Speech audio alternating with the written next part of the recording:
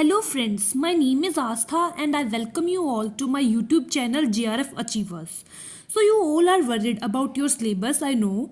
Many of students ask me, ma'am, which are the important writers of this period, that period, especially that is of world literature, which consists of Canadian literature, American, Australian, African and many more.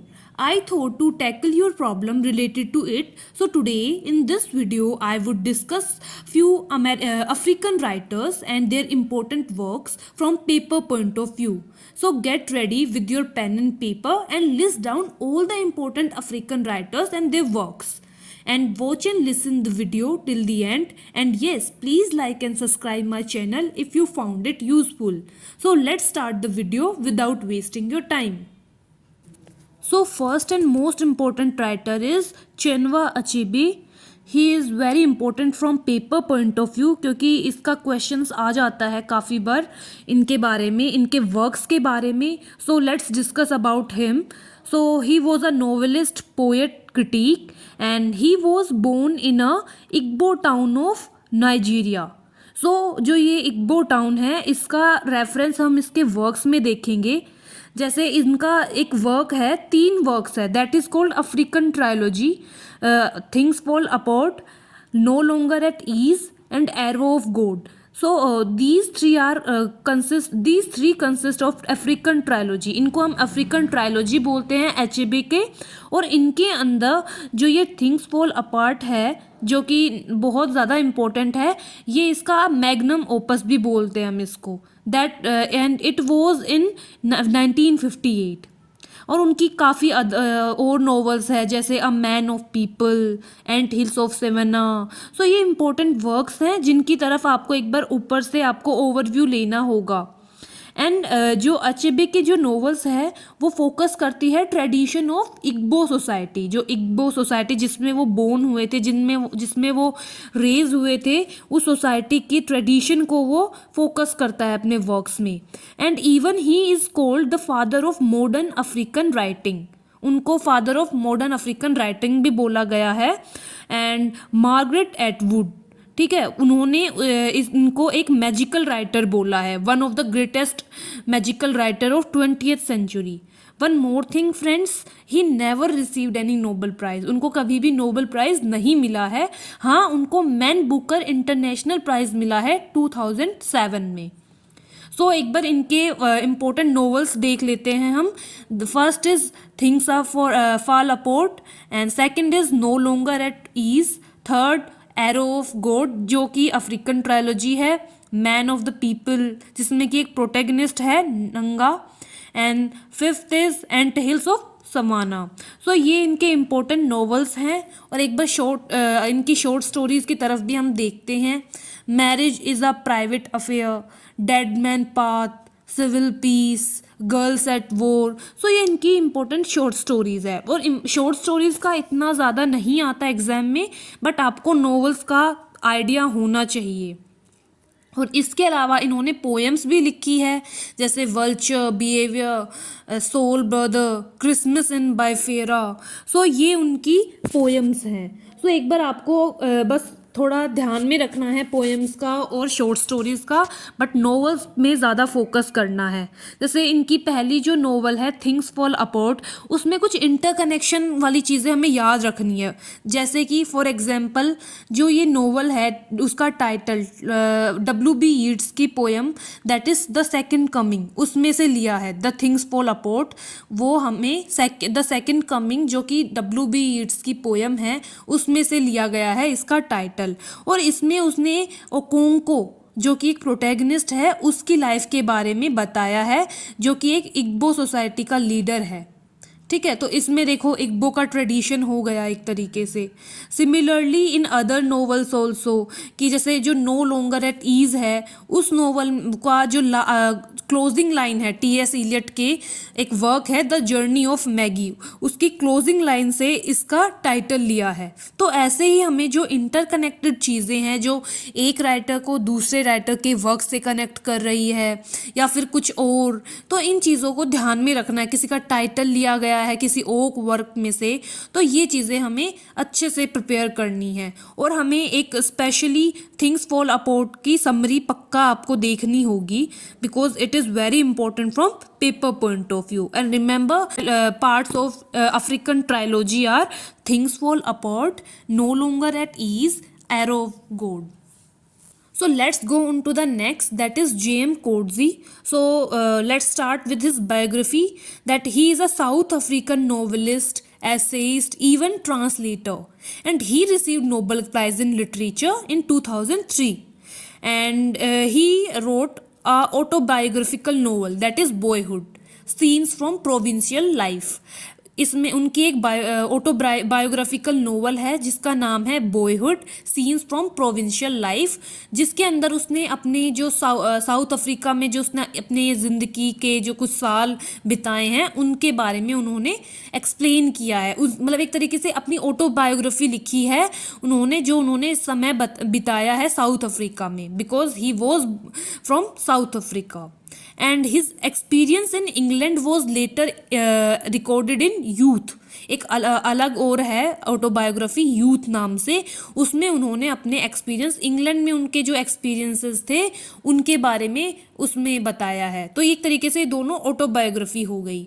और उनकी जो first novel थी वो थी डस्कलैंड, जो कि New York में थी, ठीक है। और one more thing that is very important from paper point of view is that he was the first writer जिनको बुकर प्राइज मिला था, वो भी 2 नोवेल्स के लिए उनकी। First is life and times of Michael के इन 1983 एंड सेकेंड इज डिस्ग्रेस इन 1999। तो उनके इन 2 नोवेल्स के लिए उनको बुकर प्राइज विनर थे वो, मतलब अवार्ड मिला था उनको। और जो ये अवार्ड है बुकर प्राइज विनर, तो इनको हमेशा याद रखना कि किस में मिला था, कब मिला था, ये भी काफ़ी बार पूछ लेते हैं। So remember this thing.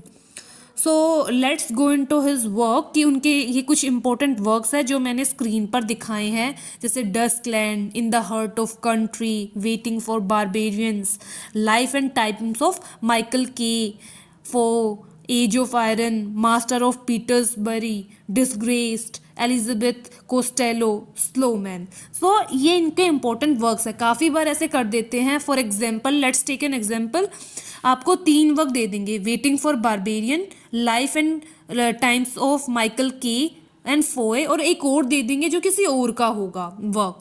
Then he for example things fall apart, तो उनमें से बोलेंगे ओड वन आउट। सो इसलिए आपको सारे वर्क एक बार आपको पता होना चाहिए कि किसका वर्क है। अगर आपने समरी भी नहीं पढ़ी है तो इवन थोड़ा आइडिया होना चाहिए। और समरी के लिए मैं आपको बता ही रही हूँ साथ के साथ कि किन वर्क्स की आपको समरी पढ़नी ज़रूरी है। जैसे कि उसमें थिंग्स फॉल अपार्ट की सबसे इम्पोर्टेंट थी, उसकी जो ट्रायोलॉजी थी African trilogy of Chinua Achebe, उसमें इम्पोर्टेंट थी। सो ऐसे ही इसमें आपको एक तो life and times of Michael के, इसकी समरी ज़रूरी है because it is a Booker prize for literature in 1983, इसके लिए मिला था उनको। और इसमें मैं आपको एक बार थोड़ा आइडिया भी दे देती हूँ। ये जो स्टोरी है it is about a man name Michael K, जो इसका टाइटल है उसमें दिया है, who makes a arduous journey from Cape Town to his mother's rural birth place. अपनी माँ के जो जहाँ पे उसकी माँ का जन्म स्थान है वहाँ तक का एक जर्नी थी। So during an imaginary civil war और ड्यूरिंग अपार्थेड इरा का टाइम था। तो इसको वो पूछ लेते हैं, समराइज कर देंगे आपको 2-3 लाइन्स में, and then they will ask कि which novel of J.M. Coetzee जिसमें ऐसा कुछ होता है, then you will have to answer it. And next is Foy, that is also important, and इसमें ये एक एग्जिस्टिंग प्लॉट है रॉबिन्सन क्रूसो, ये हमने पहले भी पढ़ा है। और ये जो फोए जो वर्क है ये किसके पर्सपेक्टिव से लिखा है, सूसन बार्टन के पर्सपेक्टिव से लिखा गया है। जैसे उसमें रॉबिन्सन क्रूसो के पर्सपेक्टिव से था, इसमें सूसन बार्टन के पर्सपेक्टिव से ये वर्क लिखा गया है। Who is a castaway who landed on the same island inhabited on Crusoe and Friday as their adventures were already under way. तो जैसे नोवेल थी दैट वाज रॉबिन्सन क्रूसो, उसमें बिल्कुल सिमिलर है ये नोवेल, पर उसमें मेन जो प्रोटैगनिस्ट था वो रॉबिन्सन था, बट इसमें सुसैन बार्टन मेन प्रोटैगनिस्ट है, तो remember this thing. And next is age of iron. So age of iron इसमें एक इनवर्ड जर्नी है किसकी, मिसेस क्यूरन की, और जिनको कैंसर है, जो इसलिए इसको एज ऑफ आयरन का वर्क भी इम्पोर्टेंट है, आपको थोड़ा ये पता होना चाहिए, कैंसर उनको बीमारी थी, and the main protagonist is Mrs Curren. So the next is the master of Petersburg. So ये इम्पोर्टेंट इसलिए है बिकॉज इसमें एक रशियन राइटर का जिक्र किया है, जिक्र even he is a protagonist that is Fyodor Dostoevsky. So इसलिए हम इसका इम्पोर्टेंट इसलिए मानते हैं बिकॉज मैंने पहले भी आपको बताया है, जब कोई चीज़ इंटरकनेक्ट करे दूसरे राइटर से, उसके वर्क से, उसके टाइटल से, तो हम उसको ज़रूर पढ़ते हैं। And the next is disgrace, इसको हमें पढ़ना है because it is a Booker prize, he got Booker Prize award for this work, and it is set in a violent post apartheid South Africa. So ये post apartheid South Africa में इसको settle किया है, ये work setup है, और इसमें एक प्रोटैगनिस्ट है, उसका नाम है David Lurie. So remember this, and he is a academician, ठीक है। सो इसमें ये भी आपको इम्पोर्टेंट है। बाकी जो दो वर्क्स हैं जो मैंने 10 दिए हैं, इनका एक बार आपको नाम तो ज़रूर पता होना चाहिए। अगर आपके पास टाइम है then you can go through दो summary also, but remember Disgrace, Master of Petersburg, Age of Iron, Foe, and Life and times of Michael K, इनकी आपको समरी थोड़ी पता होनी चाहिए। One more thing, he also wrote short stories, that is the lives of animal। ये सिर्फ आपको एक बार मैंने थोड़ा बताया है कि कभी कोई चीज़ हम छोड़ ना दें, इसलिए द लाइव्स ऑफ एनिमल्स ये एक शॉर्ट स्टोरी है जो उन्होंने लिखी है। So the next is Wole Soyinka. He is very important from paper point of view. He is a Nigerian playwright and poet, awarded the Nobel Prize in Literature in 1986, और ये first African थे who was honored with this award, and he was born in a Yoruba family and followed the Yoruba religious tradition। तो हमें ये चीज़ें याद रखनी है, योरुबा फैमिली या योरुबा ट्रेडिशन, इनको फॉलो करते हैं, क्योंकि हम आगे भी देखेंगे अलग अलग अफ्रीकन राइटर्स कुछ ट्रेडिशंस को फॉलो करते हैं, जिस सोसाइटी से वो बिलोंग करते हैं उसी ट्रेडिशन को वो फॉलो करते हैं, उनका एक मेजर नाम होता है जिसका हम उनकी नॉवेल्स में भी काफ़ी रेफरेंस देखेंगे कि उसमें उनको वो फॉलो कर रहे थे या जो भी है।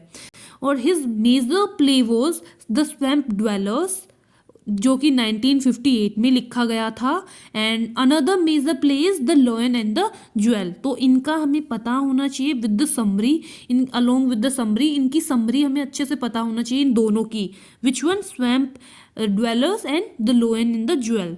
और another work is a dance of the forest इन 1960। ये क्रिटिसिज्म है किसके ऊपर, नाइजीरिया के पॉलिटिक्स के ऊपर, जो पॉलिटिकल एलिट्स जो हैं नाइजीरिया की, उनके ऊपर क्रिटिसिज्म है। और जो ये प्ले है which one, a dance of the forest, this play won as a official play for Nigerian independence day, इसको हम सेलिब्रेट करते हैं। जो ये प्ले है it was presented at Nigeria independence celebration in 1960, इसलिए ये काफ़ी इंपॉर्टेंट वर्क है, remember this work. And he also founded a theatrical group that is known as Gorilla unit. उन्होंने एक थिएट्रिकल ग्रुप फाउंड किया था that is the gorilla unit. So remember all this important works, the Swamp dwellers, The Lion and the Jewel, A Dance of the Forest, The Strong Breed, Madmen and the Specialist, Season of Anomie, Death and King's Horseman, Kongi Harvest, A Political Satire, The Road. These are his important plays, and first 3 plays are very important from the exam point of view. So इनकी along with summary आपको अच्छे से prepare करना है। And his most important novel is the interpreters, ये भी काफ़ी important है, सो इसको भी आपको ध्यान में रखना है, and it was in 1964। Next is his essays, and that is myth, literature and the African world view. ये उनका एक ऐसे है जो काफ़ी इंपॉर्टेंट है, जैसे पूछ लेते हैं, मैंने बताया जो ऑब्जेक्टिव है उसमें आपसे कुछ भी पूछ सकते हैं, तो हमें वर्ल्ड लिटरेचर को 1 बाय 1 अच्छे से प्रिपेयर करना है ताकि आपको और कहीं बार बार में विकिपीडिया वगैरह से देखने की ज़रूरत ना पड़े. And his important memoirs, that is The Man Died, Prison Notes in 1971. Second is Ake the years of childhood 1981. तो ये जो दोनों है ये काफ़ी इंपॉर्टेंट है, तो हमें एकदम प्लेज इसको अच्छे से, प्लेज को तो हमें समरी के साथ पढ़ना है और इनके हमें एक नाम नोट कर लेने हैं. तो होपफुली आप इन सब चीज़ों को नोट डाउन कर रहे हैं, बिकॉज आपके साथ के साथ नोट्स भी प्रिपेयर हो रहे हैं. तो next is Derek Walcott. So Derek Walcott is a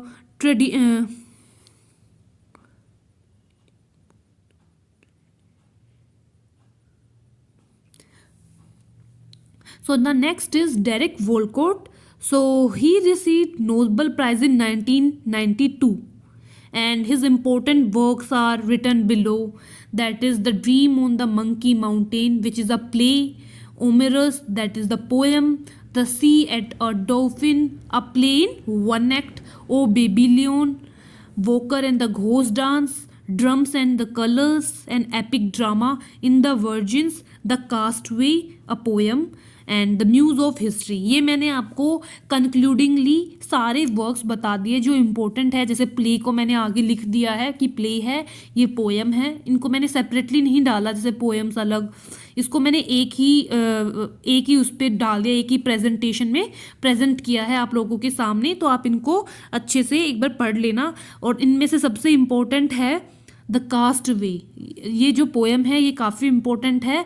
and first one the dream on the monkey mountain, that is a play. And Omeros, that is a poem. ये आपके बहुत ज़्यादा इंपॉर्टेंट है, इनकी आप समरी पढ़ लेना. Dream on the monkey mountain, Omeros and castaway. So these are the important works. And he makes folk music a major part of his poetry. वो फोक म्यूज़िक का बहुत ज़्यादा उनको इंटरेस्ट था फोक म्यूज़िक में. सो उसका एक जो उनके जो वर्क्स थे, उनकी जो पोइट्री थी, उनमें वो रिप्रेजेंट भी करते थे ड्रमिंग, वर्क सॉन्ग, ब्लूज़, ये सब का उनको बहुत ज़्यादा इंटरेस्ट था. And he was even influenced by modernist writer जैसे कि T.S. एलियट, एज़रा पाउंड, इनसे बहुत ज़्यादा इन्फ्लुएंस थे. Who? Derek Walcott. So remember all these works. These are very important from paper point of view.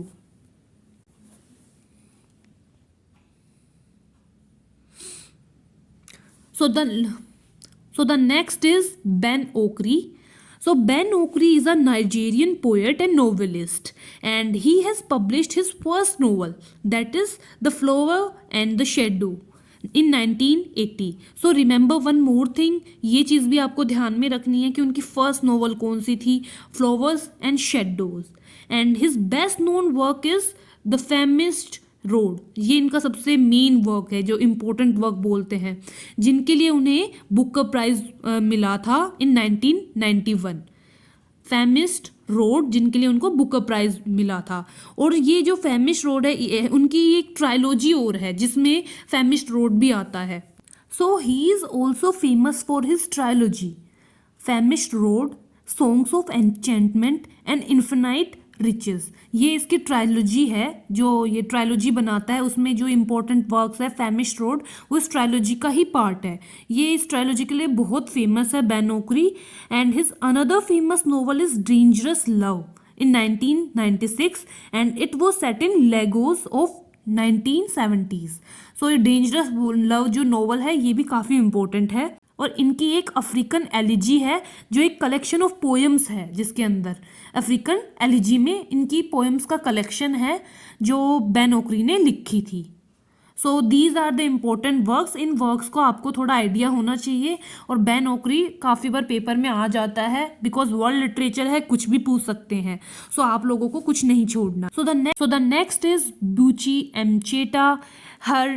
She is also a Nigerian novelist and her important novels are Second Class Citizen, the bride price, the slave girl and the joy of motherhood, जो कि मैंने आपकी screen पर दिए हुए हैं. These are very important from net point of view. तो आपको ये चारों नॉवेल्स को अच्छे से करना है. And she was born to Igbo parents, और इनकी जो एक वर्क है इन द डिच, और जो दूसरा है जो मैंने आपके पास पहले भी बताया है सेकेंड क्लास सिटीजन, ये एक ही वॉल्यूम में पब्लिश हुए थे जिसको बोलते हैं एडा story. Remember this thing. And she wrote an autobiography and which is entitled as Head Above Water, जो इनकी एक autobiography है. तो remember this thing also. So she began writing about her experiences of Black British life in a regular column in New Statement. एक the new statesman में उसने अपने experience लिखने शुरू कर दिए ब्लैक ब्रिटिश लाइफ के बारे में, जो कि एक बुक फॉर्म में पब्लिश हुए थे इन द डिच, जो मैंने आपके बताया नहीं है, इन द डिच और सेकंड क्लास सिटीजन. तो उसमें से इन द डिच में इन्होंने एक रेगुलर कॉलम जिसको बोलते हैं द न्यू स्टेट्समैन, उसमें अपने एक्सपीरियंस शेयर करना शुरू कर दिया और उनको उसमें लिखना शुरू किया. So that's all about her, Buchi Amcheta. So the next is Ngugi Wa Thiong'o, and he is very important from net point of view. He is a Kenyan writer who was formerly writing in English but now working in Gikuyu. सो जैसे मैंने आपको बताया था कि किसी में Yoruba culture है, किसी में इग्बो कल्चर है, तो इनके में गिकुयू कल्चर है. His works include novels, play, short stories, essays, and he is founder and editor of Gikuyu language. ये याद रखना, ये मतलब कंफ्यूज हो जाते हैं योरूबा किसका है, इग्बो किसका है और गिकुयू किसका है. So remember these things. And he was his first play is Black Hermit, जो कि 1963 में पब्लिश हुआ था. And his family was caught up in Mau Mau War. आपने इसके बारे में तो सुना ही होगा. And he published his first novel Weep Not Child in 1964. उनका first play the black hermit था और first novel weep not child. तो कंफ्यूज मत होना कि अभी तो फर्स्ट वो बोला था, नोवेल और प्ले में डिफरेंस होता है. एंड जो ये वीप नोट चाइल्ड है, it was first novel in English to be published by a writer from East Africa. ये फर्स्ट नोवेल थी जो कि इंग्लिश में पब्लिश हुई थी एक ईस्ट अफ्रीका के राइटर्स के द्वारा. And his second novel is The River Between in 1965 and it has a background of Mau Mau Rebellion. इसका बैकग्राउंड है, जैसे काफ़ी बार पूछ लेते हैं पोस्ट इंडिपेंडेंस का बैकग्राउंड किस नोवेल में है, तो ऐसे ही माउ माउ रिबेलियन का बैकग्राउंड इसमें सेटअप हुआ है. And also his novel A Grain of Wheat, which is also very important, marked his embrace for Fanonist Marxism. वो उसमें बिलीव करता था, उसकी क्या थ्योरी थी, ये इसका बैकग्राउंड ग्रेन ऑफ व्हीट में है. And his letter works include detain, his prison diary, and his essay that is very important, Decolonizing the Mind, the Politics of Language in African Literature. जो ये वाला ऐसे है, ये काफ़ी बार पेपर में आया हुआ है, जैसे हर साल आ ही जाता है ऑलमोस्ट. तो ये याद रखना, ये इन्होंने लिखा था. एंड इसमें उन्होंने in this essay arguing for African writers expression in their native language rather than European language. वो अपने उनके बारे में आर्ग्यू किया, उसने लैंग्वेज का इसमें मेनली बेसिक आइडिया दिया हुआ है. Matigari is one of the famous satire based on Gikuyu folktale. तो ये आपको याद रखना है. और उनके और भी इम्पोर्टेंट वर्क्स है जो मैंने स्क्रीन पे दिए हैं. Dreams in the Time of War, A Childhood Memoir, In the House of Interpreter, A Memoir. So इनके ऑटोबायोग्राफिकल वर्क्स हैं जो आपको याद रखने हैं. इनके जो दोनों लास्ट के 2 वर्क्स हैं, ये ऑटोबायोग्राफी है इनकी. और वन मोर थिंग, आपको 2 चीज़ों की समरी याद करनी है. First is weep not child, and because it was important from net point of view, and it was first English novel to be published by East African. और इसमें relationship between African और British colonist in Africa की relationship के बारे में discuss किया है. And is also deal with the Mau Mau uprising. ठीक है. सो इसको आपको, इसकी समरी आप देख लेना, इसके कैरेक्टर्स, इसके प्रोटेगनिस्ट कौन है, एंटेगनिस्ट कौन है, क्या इसका बैकग्राउंड है. And second is a grain of wheat, और इसका जो टाइटल है ये गोस्पल ऑफ सेंट जॉन से लिया गया है। सो आपको ये याद रखना है। और इसमें भी माऊ माऊ रिबेलियन का डिपिक्शन किया गया है। और इसका जो प्लॉट है, this plot revolves around his village preparation for Kenya independence day celebration.